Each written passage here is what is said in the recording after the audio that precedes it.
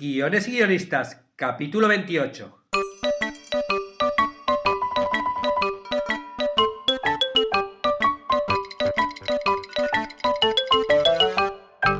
Buenas tardes a todos, bienvenidos a Guiones y Guionistas, el podcast con el que todos podemos aprender a hacer guiones. Cada semana salimos al aire con 2 programas en los que vemos un nuevo elemento, técnica o herramienta para que sepáis más del inquietante mundo de los guionistas y el atractivo arte de los guiones. A lo largo de los 2 meses que tiene de vida Guiones y Guionistas, he recibido muchas preguntas sobre el mundo del guión. Unas me han llegado por Facebook, otras me han llegado directamente a la web, a través del formulario, que si por alguien todavía no sabe cuál es mi web, os recuerdo, se llama davidestebancubero.com. El caso es que he ido contestando poco a poco a las preguntas, pero según iba contestando iba pensando un poquito en las preguntas y me estaba diciendo...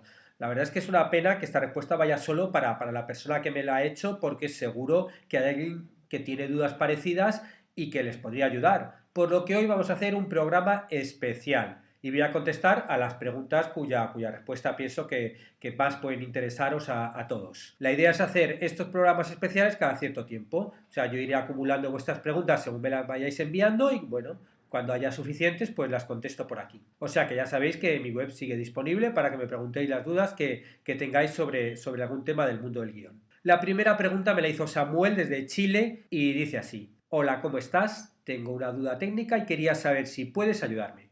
Estoy leyendo el guión de Story de McKee, de Robert McKee, y en el capítulo 8 explica el concepto incidente incitador. La manera como lo escribe se parece al punto de giro.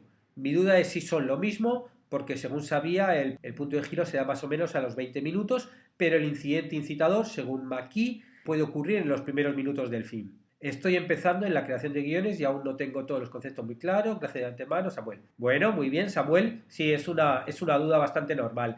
Pero no son lo mismo el incidente incitador que el punto de giro. El incidente incitador o catalizador, que lo llaman algunos, o detonante, o llamada a la aventura, ¿no? Si estamos hablando del viaje del héroe.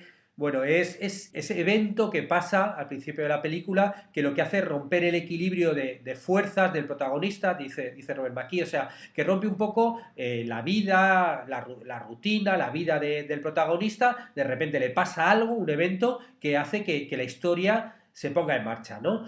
La historia que vamos a contar en nuestra película, ¿no? O sea, pasa algo en su vida que de repente, ¡plaf!, ¿no? Le hace cambiar algo y le pone... Y bueno, ahí es cuando arranca la historia. Si quieres, mira, vamos a ver algunos ejemplos, que va a ser mucho más fácil con ejemplos para todos, ¿no? Uno de ellos, por ejemplo, sería en Star Wars, ¿no? En la peli La Guerra de las Galaxias, la primera, el incidente incitador sería cuando a Luke, ¿no? Pues el androide R2D2 o Arturito, cuando sale la holografía donde aparece la princesa Leia y pide ayuda. Bueno, pues a partir de ahí ya es cuando Luke dice, bueno, ya se arranca su aventura, ¿no? Ya abandona el planeta con sus tíos y se pone en la aventura de conseguir ayudar a la princesa Leia y salvarlos del Imperio, ¿no?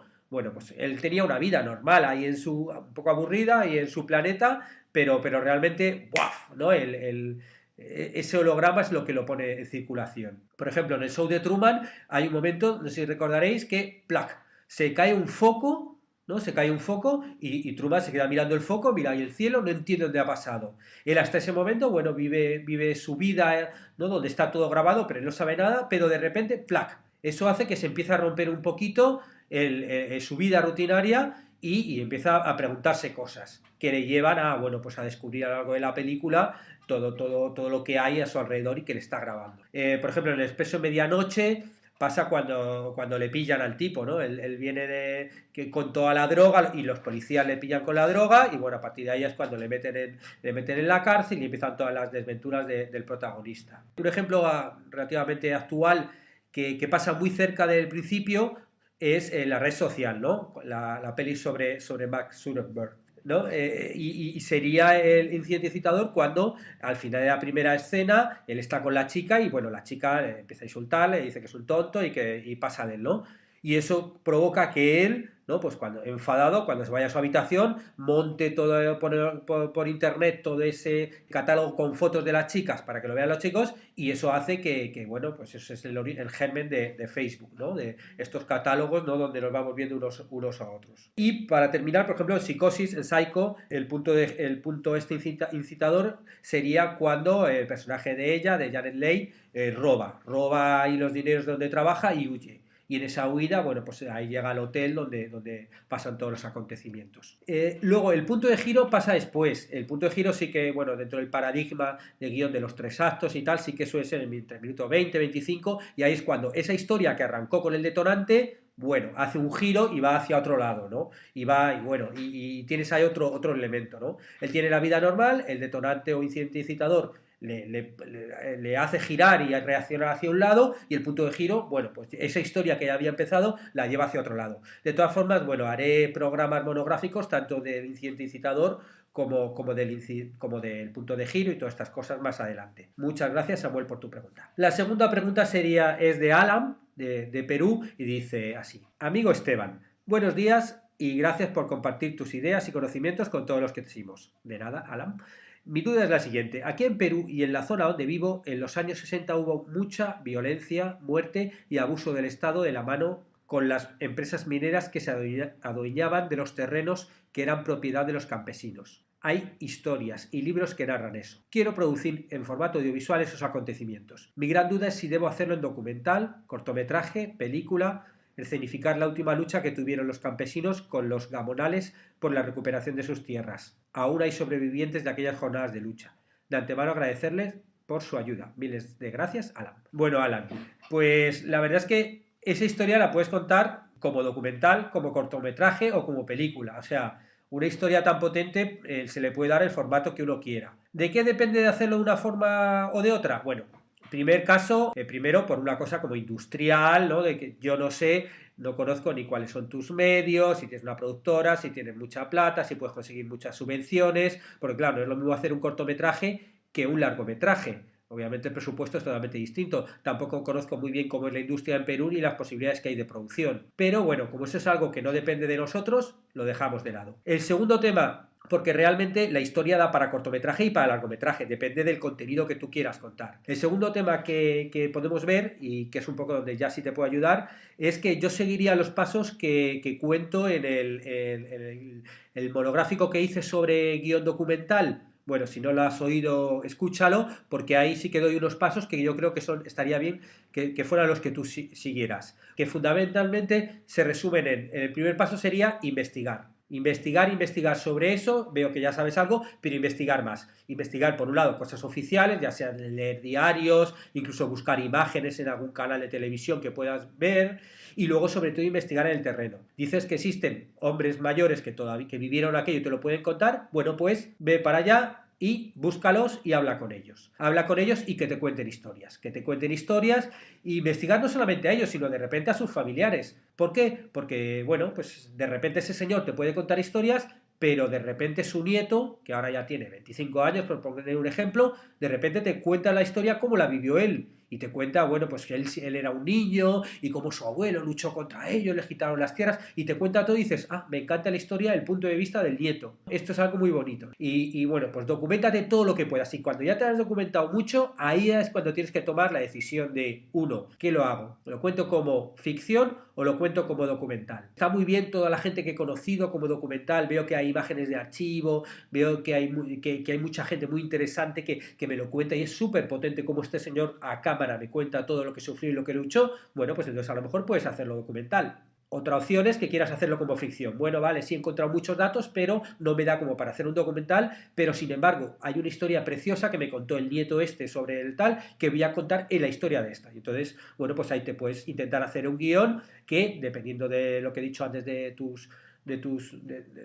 financiación y de todas estas cosas, puede ser un guión de cortometraje o puede ser un largometraje, o incluso pueden ser las dos cosas. Puedes empezar al principio como cortometraje contando la historia del nieto y el padre y el abuelo cómo lo hicieron, y si la cosa va bien y consigues más presupuesto y consigues más financiación, bueno, pues lanzarte y hacer el documental, o sea, y hacer la película completa, ¿no? Buscar financiación. Claro, hasta ahí, eso ya a mí ya se me escapa, obviamente, cuál va a ser lo que vas a conseguir, ¿no? Pero sí que es fundamental eso, primero documentarte, ver muy bien de todas las historias cuál es la historia que quieres contar, y a partir de ahí ya te decides si lo haces documental o ficción, y si lo haces de cortometraje o largometraje, porque también puede ser un cortometraje documental, ¿no? Y de repente hacer algo en menos tiempo, pero que sea muy potente, ¿no? Bueno, en cualquier caso, si haces algo, luego me avisas y desde aquí lo publicitamos. Mucha suerte, Alan, y muchas gracias por tu pregunta. Siguiente pregunta, Tomás, de Chile. Hola, David. Primero quería felicitarte por tu podcast, ya lo tengo entre mis favoritos. Gracias.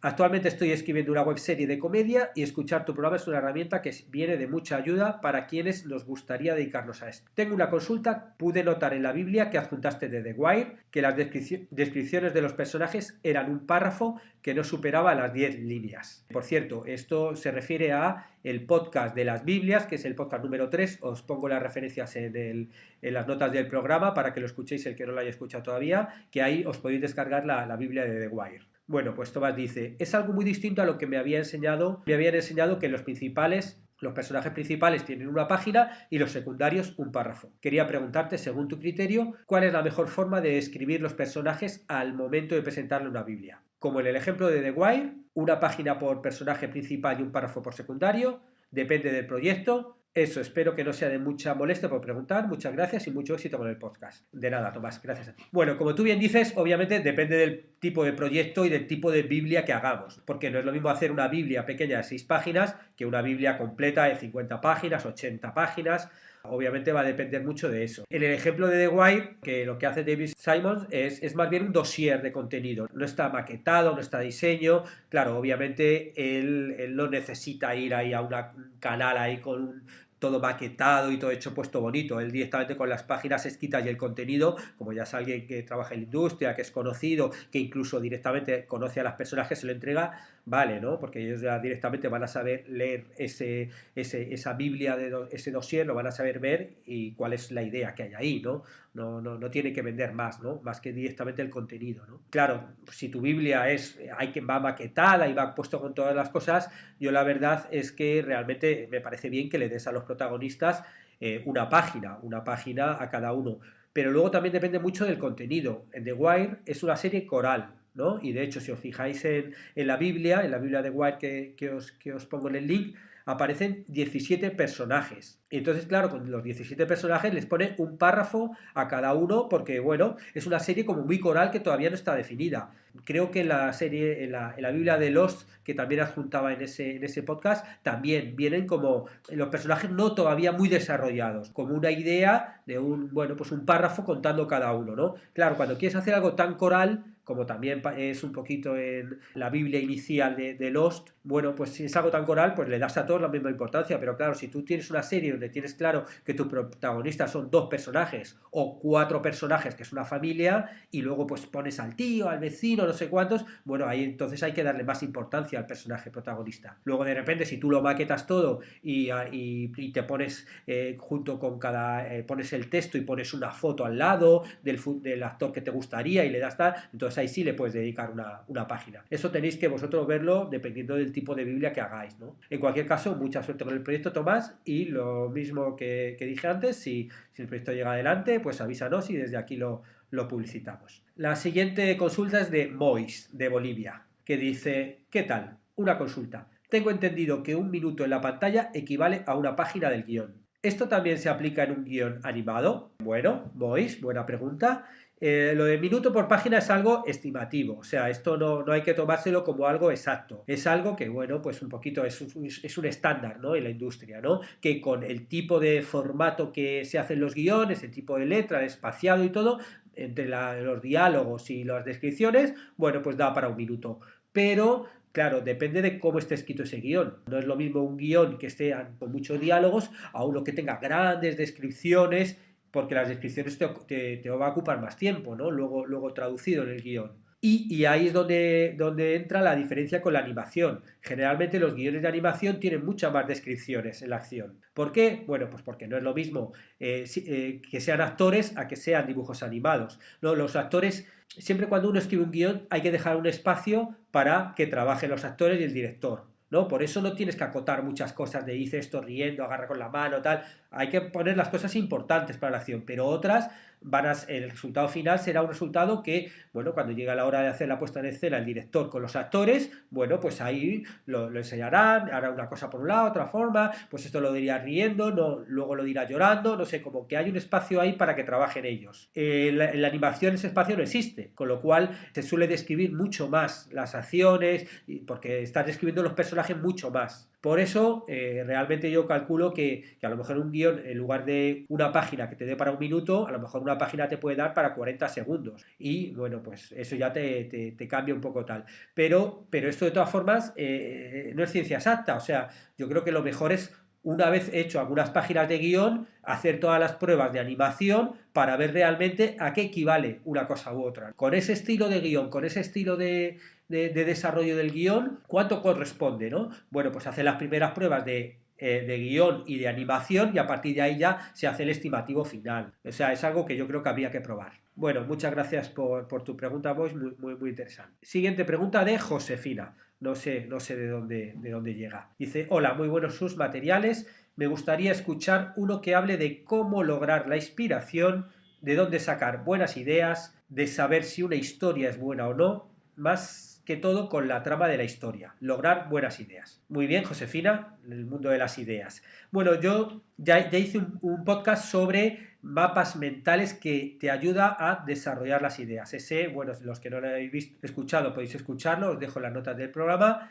Ese es un método para valorar las ideas. Yo tengo una idea, muy bien, ¿vale? La idea puede ser mejor o peor, bueno, pues vamos a ver cómo se desarrolla esta idea. Y entonces, bueno, te dedicas a hacer el mapa mental. Con el mapa mental, como bien explique la técnica, vas desarrollando los puntos importantes de la idea y cada vez vas haciendo ramas, más ramas, más ramas, más ramas, más ramas, más ramas. Una vez que haces un gran mapa mental, bueno, ahí ya ves un poquito todo el universo que vas a poder desarrollar con esa idea tú. Y entonces ya una vez que ya has desarrollado todo, ya dices, bueno, vale, aquí hay material para poder contar algo. Luego, sobre buenas y malas ideas, yo ya creo que lo dije una vez en un podcast, yo no soy no propugno tanto el tema de que si una idea es buena o mala, porque la idea puede ser buena o mala según la trabajes, ¿no? La misma idea, si la trabajas bien, puede ser una idea muy buena y muy bien desarrollada, y una buena idea que no se desarrolla bien, que no se trabaja bien, bueno, pues se quedará en el aire, ¿no?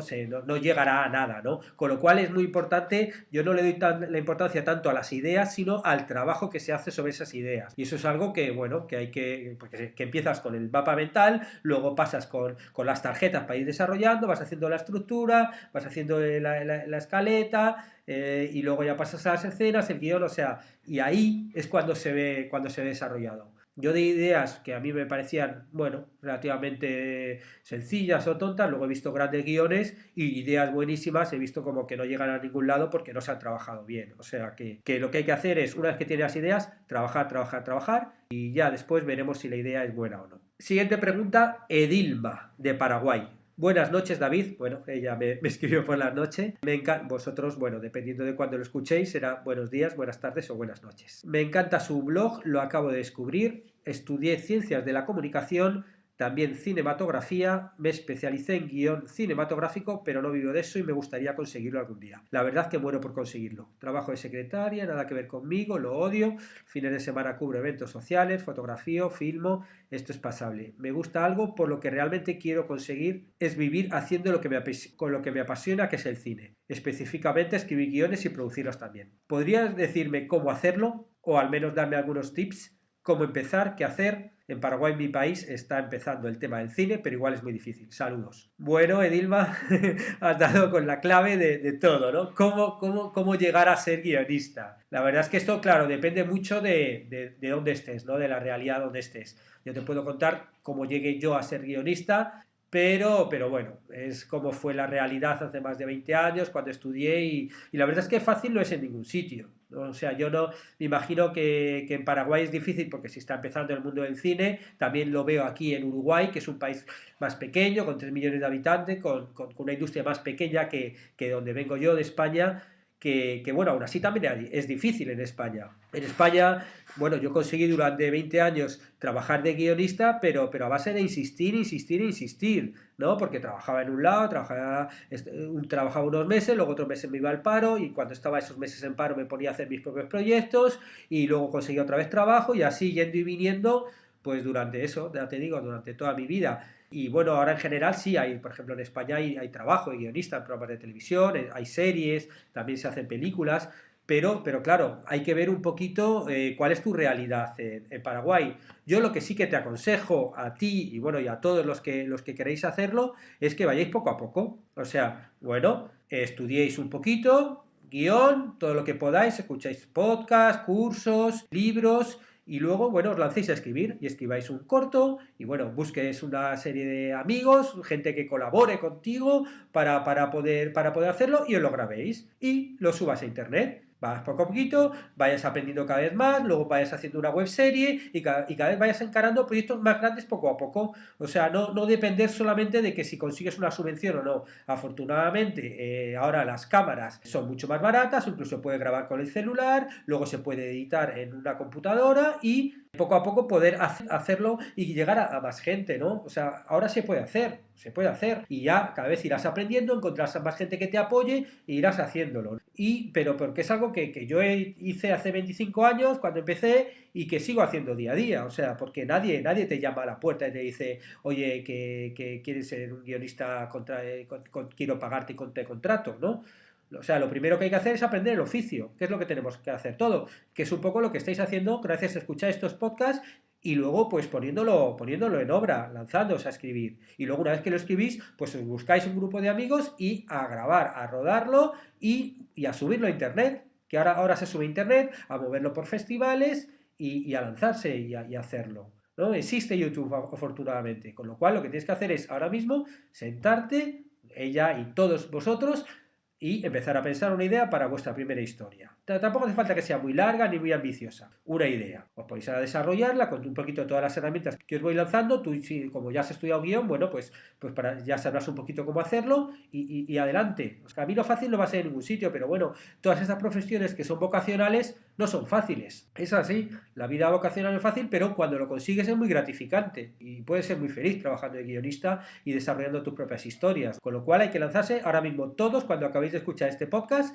os lanzáis a pensar ideas y a lanzarse a escribir la historia. No lo dejéis para mañana. O sea que adelante. Adelante Dilma y adelante todos. Bueno, y por último, tengo aquí otro mensaje muy parecido también de Katiusa de Venezuela, que dice: hola, estoy aprendiendo a ser guionista, vi una materia de guiones en la universidad y yo creo que es lo mío y me quiero dedicar a esto. Y bueno, la pregunta que me hace es parecida. ¿Cómo puedo hacer para comenzar una carrera profesional? ¿Dónde puedo ir tocando puertas? Sé que no es fácil, pero no tengo idea de cómo empezar. Un poquito lo que le contaba a Edilma. Tenéis que lanzaros a escribir, a grabar, tenéis que aprender el oficio y lanzarse, porque esto es una carrera de fondo. O sea, esto no es como de repente un día decides, bueno, yo ya conté en el podcast que escuchéis cómo empecé, cuando de repente me sentí guionista, cuando ya llevaba 2 años ganándome la vida como guionista. O sea, no es algo que dices un día, venga, va, soy guionista, ¿no? Porque he hecho un guión. Podéis lanzaros, podéis escribir y luego, bueno, ya voy a aprovechar para lanzaros desde aquí